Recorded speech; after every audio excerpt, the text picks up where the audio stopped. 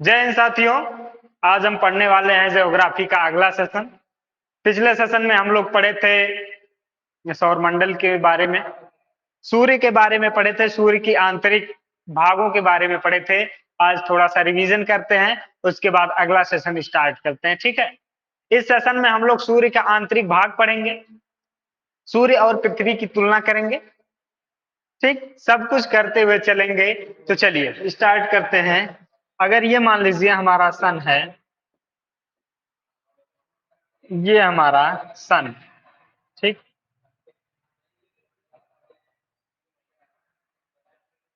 ये हमारा सन है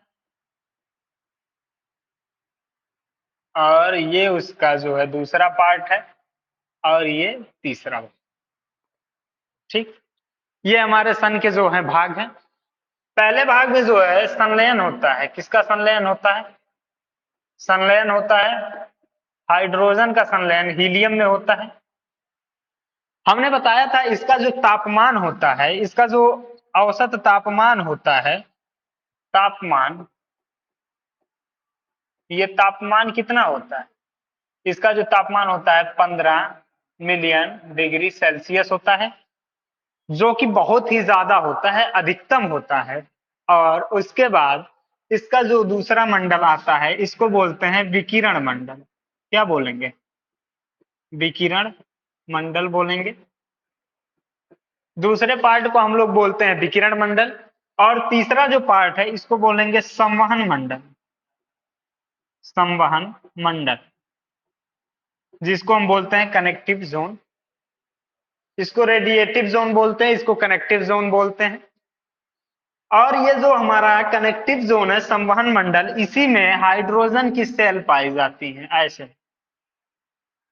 क्या पाई जाती है? हाइड्रोजन की सेल पाई जाती है। ठीक, इसी हाइड्रोजन के सेल में से जो है, इसी हाइड्रोजन के सेल से ये हमारा क्या निकलता है? सौर ज्वाला निकलती है। सौर ज्वाला निकलती है और कुछ जो है यहीं से रिटर्न हो जाते हैं। कुछ किरणें जिनकी ऊर्जा कम होती है वो यहीं से रिटर्न हो जाते हैं। इतना हम लोग पढ़े थे। जिनकी जो है तापमान जिनका 6000 डिग्री सेल्सियस होता है, ये जो है आगे निकल जाते हैं, और जिनका 1500 डिग्री सेल्सियस होता है वो घूम करके फिर उसी में चले जाते हैं। जब घूम करके दोबारा सूर्य के अंदर जाते हैं तो वो सौर स्पॉट बनाते हैं, इसको बोलते हैं सोलर स्पॉट, सौर कलंक बनाते हैं। ये यहाँ पे बनेगा ऐसे, यहाँ पे ये जो है जीरो से लेकर के, मान लीजिए ये सूर्य का जो है वो है। चलिए एक नया सूर्य खींच लेते हैं, एक नया सूर्य बना लेते हैं। ठीक है, अगर मान लीजिए ये सूर्य है हमारा, अगर ये हमारा सन है, इसका कोई केंद्र होगा और इसी केंद्र से एक लाइन, मान लीजिए आप अनुभव करिए, एक 0 डिग्री इसकी भी विषुवत रेखा जैसी होगी। और ये जो यहाँ से 40 डिग्री, ये 0 डिग्री और यहाँ से कोई ऐसी 40 डिग्री, 40 डिग्री जो होगा एंगल, वहां तक उसी के बीच में हमारे सौर कलंक पाए जाते हैं, सोलर स्पॉट पाए जाते हैं। कहाँ पाए जाते हैं? 0 डिग्री से लेकर के 40 डिग्री के बीच में पाए जाते हैं।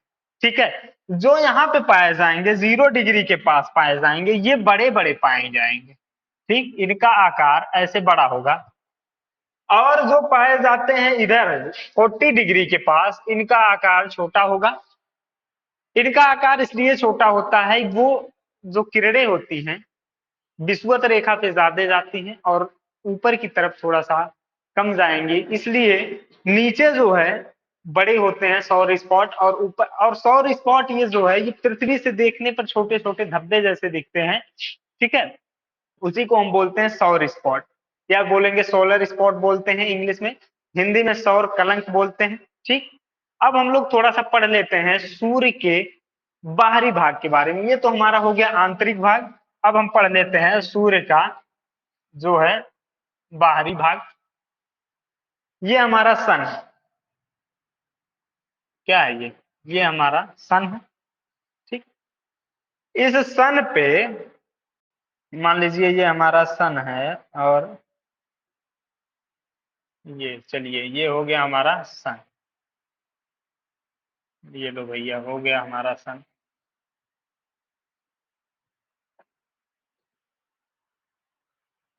क्या हो गया, ये हमारा नन्ना सा मुन्ना सा सन हो गया। और इस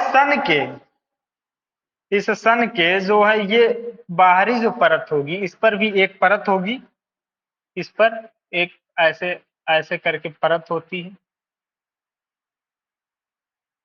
क्या होगी, ये ऐसे परत होगी, ठीक। और इसके बाद जो है इसकी एक और परत होगी जो यहाँ पे होगी, ऐसे ऐसे। ये जो परत होती है ये हमको जब सूर्य ग्रहण लगता है तब दिखाई देती है। ये जो है इसकी जो ये परत है, इसका नाम क्या है, इसका नाम बोलते हैं कोरोना। कोरोना, ये बीमारी वाला कोरोना नहीं है। ये कोरोना जो है, इस कोरोना को हिंदी में बोलते हैं किरीट। इसको हिंदी में जो है किरीट बोलेंगे, या फिर मुकुट बोलते हैं, सौर मुकुट, या फिर इसको क्या बोलते हैं, मुकुट बोलते हैं, ठीक। इसको किरीट बोलते हैं, मुकुट बोलते हैं। और ये कब दिखाई देता है, ये ग्रहण के समय दिखाई देता है। ये जो है हमको ग्रहण के समय दिखाई देता है। जब ये आता है ग्रहण के समय तो इसका जो तापमान होता है ये 27 लाख सेल्सियस हो जाता है। कितना हो जाता है, 27 लाख डिग्री सेल्सियस हो जाता है। जिससे इसीलिए कहा जाता है कि सूर्य की तरफ, सौर जो सूर्य ग्रहण होता है उस दिन सूर्य की तरफ हम लोग नहीं देखते हैं। क्यों नहीं देखते हैं, इसका रीजन ये है कि इसका जो बाहरी भाग है इसका टेम्परेचर 27 लाख डिग्री सेल्सियस पहुंच जाता है, जो हमारी आंखों के लिए बहुत ही ज्यादा हानिकारक होता है। इसलिए हम इसको सूर्य ग्रहण के दिन नहीं देखते हैं, ठीक। जनरली ये सूर्य ग्रहण के ही दिन दिखता है, हमको ये सब भाग नहीं दिखाई देंगे। ये सब भाग, ये वाला भाग हमको नहीं दिखाई देगा, ठीक। ये भाग हमको नहीं दिखाई देगा, ऐसे ढक लेंगे तो ये वाला भाग हमको नहीं दिखाई देगा। यही सब दिखाई देंगे, तो इसी को बोलते हैं क्या, इसको बोलते हैं कोरोना, ठीक। इसी को बोलेंगे कोरोना। और ये जो आंतरिक भाग है, जो इसकी दूसरी परत है, इसको बोलते हैं क्रोमोस्फेयर। इसको क्या बोलेंगे, इसको बोलेंगे क्रोमोस्फेयर। क्रोमोस्फेयर बोलते हैं। क्रोमोस्फेयर का मतलब होता है वर्णमंडल। क्या बोलेंगे इसको, इसको बोलते हैं वर्णमंडल। वर्णमंडल होता है। और इसका जो तापमान होता है ये 32,000 डिग्री सेल्सियस होता है। इसका तापमान 32,000 डिग्री सेल्सियस होता है, ठीक। हमको जो जनरली दिखाई पड़ता है ये आंतरिक भाग, ये रेड वाला दिखाई पड़ता है। और इस रेड वाले का जो है इसका नाम क्या होता है, इसका नाम जो है प्रकाश मंडल होता है। इसका नाम प्रकाश मंडल है, इंग्लिश में इसको फोटोस्फेयर कहते हैं। फोटो स्फेयर, या फिर इसको प्रकाश मंडल कहा जाता है। इसको प्रकाश मंडल कहा जाता है। और इसका जो तापमान होता है ये 6,000 डिग्री सेल्सियस होता है। इसीलिए जो हम देख पाते हैं ये हमको रेड वाला भाग ही दिखाई देता है। ये वाला भाग हमको देखना नहीं चाहिए। सूर्य ग्रहण के दिन ये भाग दिखाई देता है लेकिन हमको देखना नहीं चाहिए, इसलिए क्योंकि इसका जो टेम्परेचर होता है वो 27 लाख डिग्री सेल्सियस पहुंच जाता है। और जिसकी वजह से हमारी आंखों के खराब होने का पूरा पूरा चांस बनता है, डर ही नहीं पूरा चांस बनता है कि हमारी आंखें खराब हो सकती हैं, ठीक है। तो जो हमारा है ये कोरोना, जिसको हम किरीट कहते हैं या सौर मुकुट कहते हैं। मुकुट क्यों कहते हैं, जैसे अब किसी राजा को देखेंगे उसका जो मुकुट रहता है वो बाहर ही होता है। उसका राजा का जो मुकुट होता है वो सर पे नहीं, सर के जो है मतलब बाहरी भाग होता है उसी को मुकुट बोलते हैं। तो इसी तरह से इसको सूर्य का मुकुट कहा जाता है, सौर मुकुट कहा जाता है। और इसके बाद जो है हमारा उसके अंदर जो आता है ये क्रोमोस्फेयर, वर्णमंडल कहा जाता है। और उसके अंदर जो आता है वो फोटोस्फेयर या फिर प्रकाश मंडल कहा जाता है, जिसका टेम्परेचर 6,000 डिग्री सेल्सियस होता है, ठीक। उसी को हम लोग देख पाते हैं, वही हमारे लिए प्रकाश देता है, वही हमारे लिए रोशनी देता है। ये जो आंतरिक भाग है इसमें हीलियम का सॉरी हाइड्रोजन का हीलियम में संलयन होता है, ये हम बताए थे। संलयन होने के कारण इसका जो टेम्परेचर है ये 15 मिलियन सेंटीग्रेड पहुंच जाता है। जब 15 मिलियन डिग्री सेंटीग्रेड पहुंच जाएगा तो इसका तापमान समझिए कि बहुत ज्यादा जब अधिक होता है, ठीक है, तो अब इसमें जो हाइड्रोजन होता है, हाइड्रोजन की मात्रा अधिकतम होती है। ये जो हाइड्रोजन होता है इसमें हाइड्रोजन 75% होता है, 75% क्या होता है हमारा अकेला हाइड्रोजन होता है। और जो हीलियम है ये हीलियम 24% होता है। ठीक, हीलियम की मात्रा कितनी है 24% है। बाकी जो है 1% में 1% में सब कुछ आ जाएगा। जो बचा हुआ है जैसे कार्बन डाइऑक्साइड, कार्बन मोनोऑक्साइड, ये सब जो भी गैसें हैं वो सब 1% में ही शामिल है। ठीक, अब चलिए इसकी थोड़ी सी तुलना कर लेते हैं, सूर्य की और पृथ्वी की तुलना कर लेते हैं। तुलना किस किस की करेंगे, इसके द्रव्यमान की तुलना करेंगे, इसके आकार की तुलना करेंगे, इसके व्यास की तुलना करेंगे, मतलब वही आकार कितना बड़ा है। आकार बढ़ने के कारण इसका गुरुत्वाकर्षण कितना बढ़ेगा, इसका घनत्व तो कितना बढ़ जाएगा, इसकी ऊर्जा कितनी बढ़ जाएगी, और इसका जो रोटेशन है वो किधर से किधर होता है। ठीक है, इतना हम लोग पढ़ेंगे। और सूर्य का जो होता है ये, जैसे कहने का मतलब सूर्य का जो आंतरिक भाग है ये प्लाज्मा होता है। जैसे हम लोग पृथ्वी पे चल लेते हैं कठोर भाग पे, वैसे हम लोग सूर्य पे क्या चल पाएंगे क्या।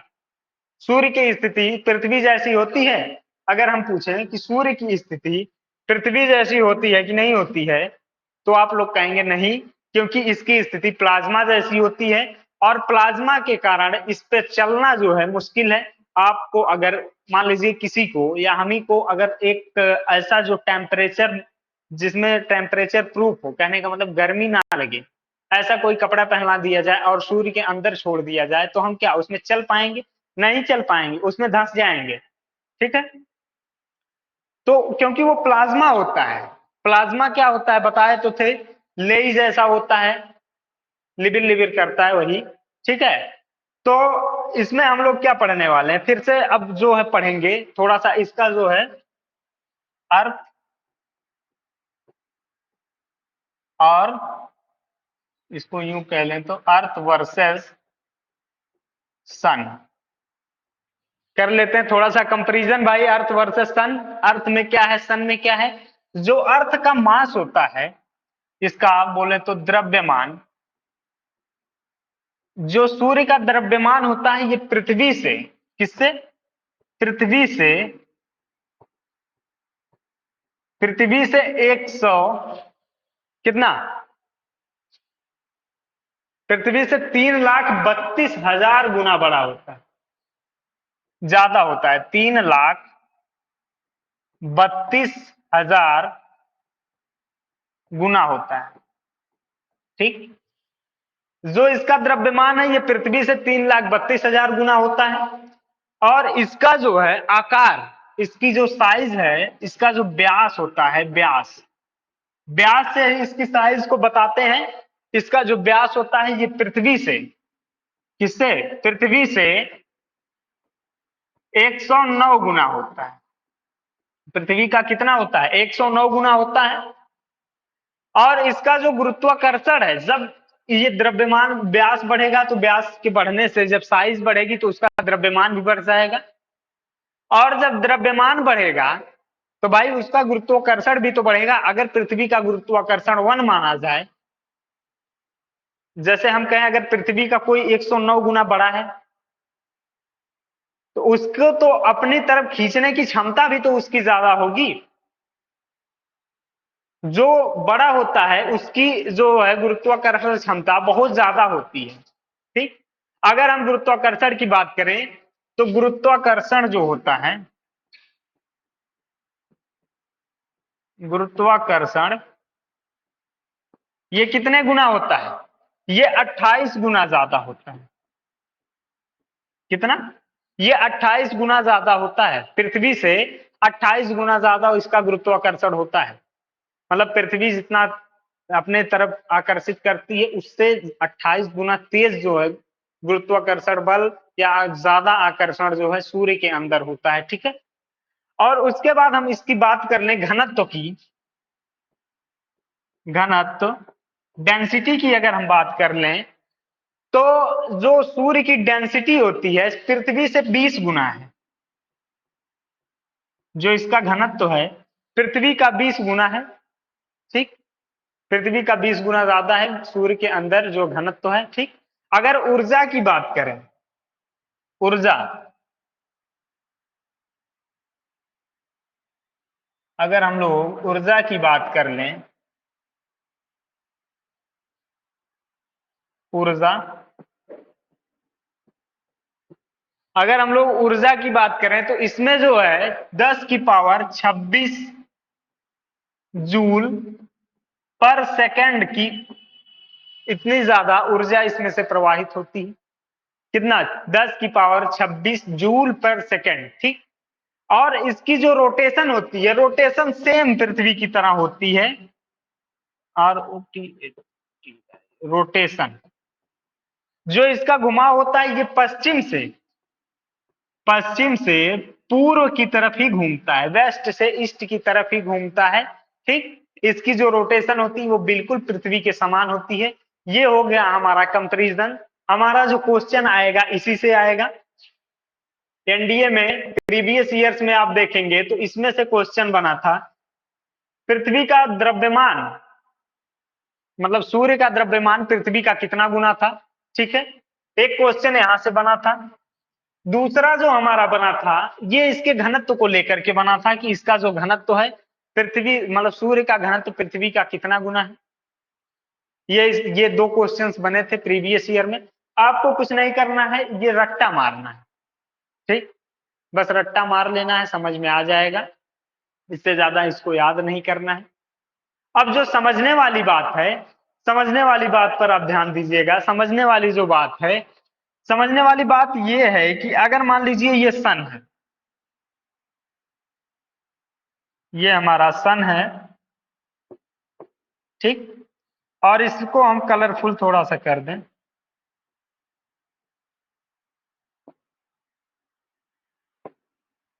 इसको हम कलरफुल कर दें। ये हमारा हो गया रेड वाला सन।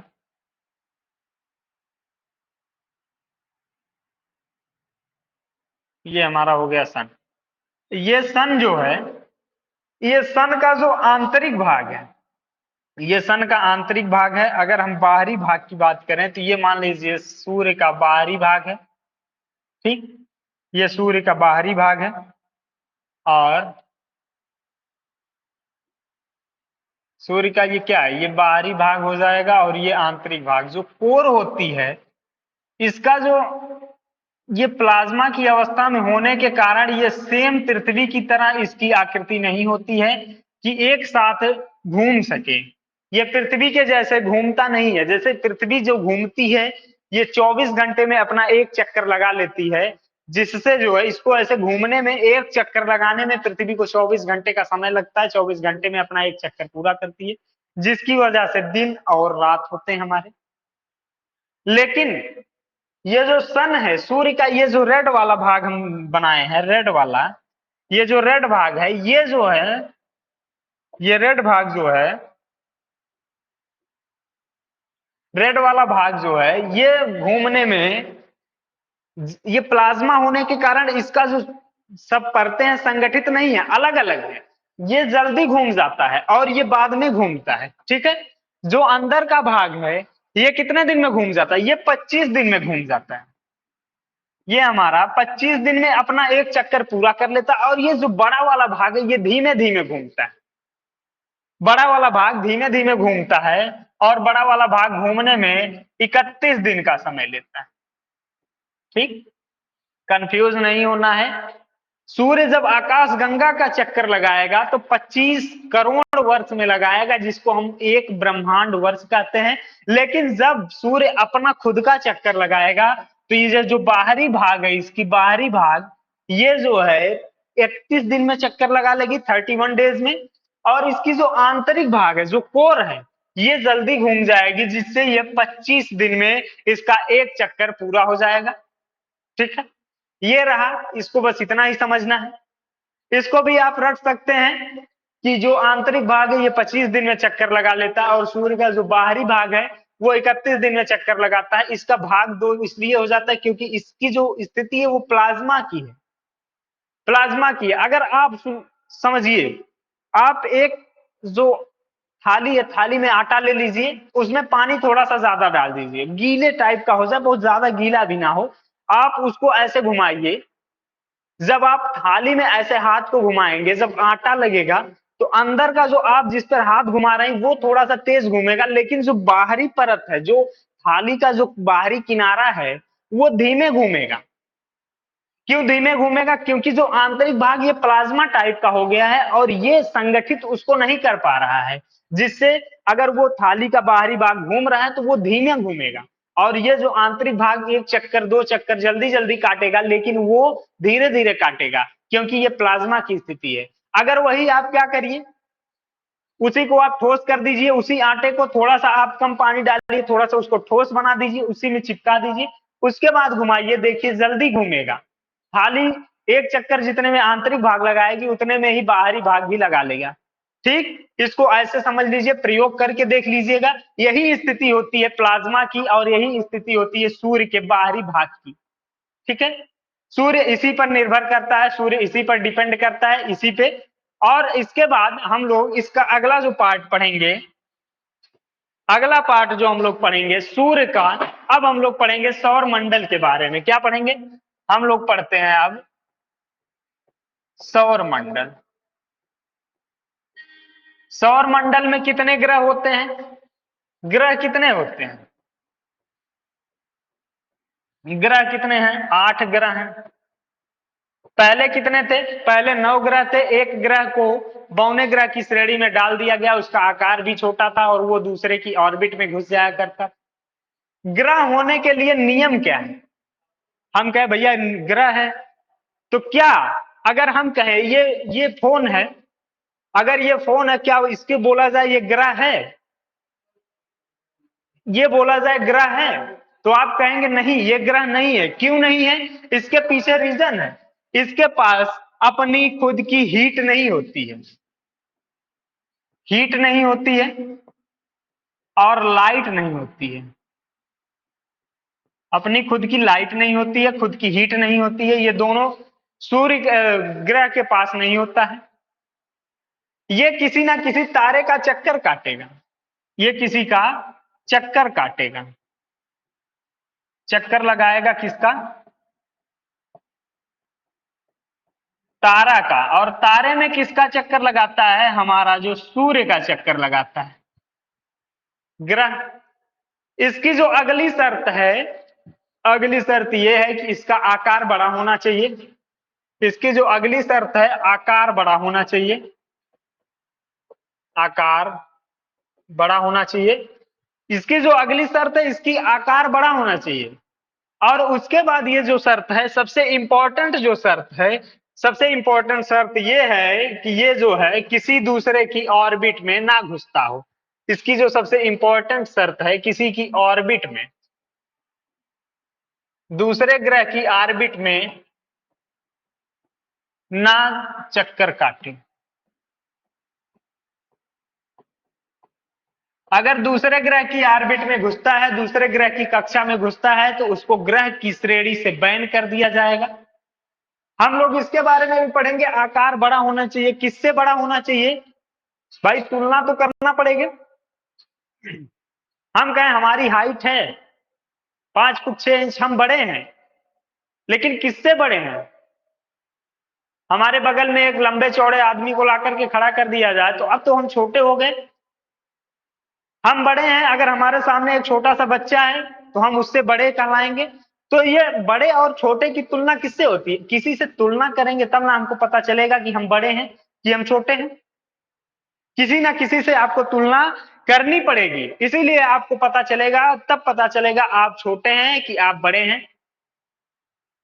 इतना समझ में आया। ये इसकी चर्चा हम आगे करेंगे कि आकार बड़ा है होना चाहिए, किससे बड़ा होना चाहिए, क्यों बड़ा होना चाहिए, ये हम तुलना करेंगे। एक जो नवा ग्रह था प्लूटो, प्लूटो जो है उसको ग्रह की श्रेणी से निकाल दिया गया, और निकालने का सबसे बड़ा रीजन यही था कि वो दूसरे की ऑर्बिट में घुस जाया करता था, दूसरे की ऑर्बिट में घुसता था, दूसरे की कक्षा काटता था, अभी भी काटता है, इसलिए उसको जो है ग्रह की श्रेणी से निकाल दिया गया है। जिस दिन वो अपने रास्ते पर आ जाएगा, सही से चलने लगेगा, तो उसको जो है फिर से ग्रह की श्रेणी में रख दिया जाएगा। जैसे जो भाई परिवार में अगर कोई लड़का है, कोई बच्चा है, मान लीजिए बचपन से थोड़ा सा बदमाशी करते आया और थोड़ा सा बड़ा हो जाता है, तो पिताजी क्या कहते हैं, भाग जाओ, आज से तुम हमारे परिवार के हिस्से नहीं हो। परिवार के हिस्सा क्यों नहीं हो, तुम परिवार की जो है एक जो होती है मान मर्यादा जिसको बोलते हैं, वो तुम खत्म कर रहे हो, बदमाशी कर रहे हो, एक प्रकार से जो बोलते हैं नाक कटा रहे हो, इसलिए उसको परिवार से बहिष्कृत कर दिया जाता है। तो ये जो ग्रह का नौ परिवार था, नौ ग्रहों का जो परिवार था, उसका जो फादर था वो सन था, सब लोग इसी के इर्द गिर्द चक्कर लगाते थे। प्लूटो भी लगाता था, लेकिन प्लूटो की खासियत क्या थी, वो दूसरे की कक्षा में घुस जाया करता था, अपनी ऑर्बिट में चक्कर नहीं लगाता था, इसलिए उसको ग्रह की श्रेणी से निकाल दिया गया। ठीक, इसके बारे में और हम कल विस्तृत चर्चा करेंगे। तब तक के लिए धन्यवाद। जय हिंद।